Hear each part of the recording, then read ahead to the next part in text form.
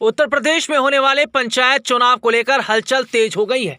इस बीच चंद्रशेखर आजाद रावण ने उत्तर प्रदेश के मुख्यमंत्री योगी आदित्यनाथ के साथ साथ चुनाव आयोग को पत्र लिखकर एक बड़ी मांग की है।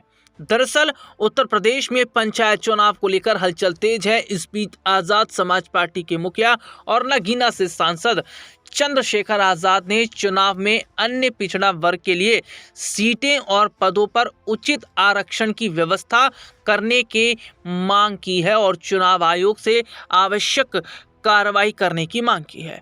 नगीना सांसद ने सीएम योगी आदित्यनाथ, पंचायती राज मंत्री ओम प्रकाश राजभर और राज्य चुनाव आयोग को चिट्ठी लिखी।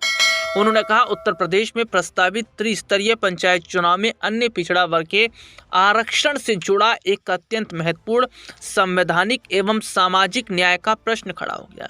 अगर ग्राम पंचायत एवं जिला पंचायतों में ओबीसी समाज को उसका प्रतिनिधित्व नहीं मिलता तो केवल एक वर्ग के अधिकारों का हनन नहीं होगा, बल्कि संविधान में निहित सामाजिक न्याय की भावना पर सीधा आघात होगा।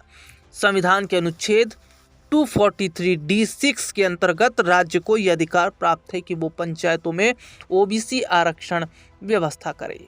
चंद्रशेखर ने कहा, ओबीसी आरक्षण को लागू करना राज्य सरकार का दायित्व है।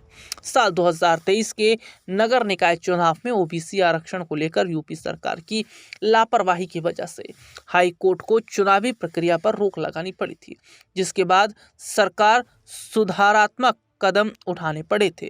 उन्होंने इस बात पर चिंता जताई कि सरकार 2023 के अनुभव से सबक लेने के बजाय पंचायत चुनाव में ओबीसी आरक्षण को लेकर कोई स्पष्ट नहीं, समयबद्ध और पारदर्शी कार्रवाई नहीं की है।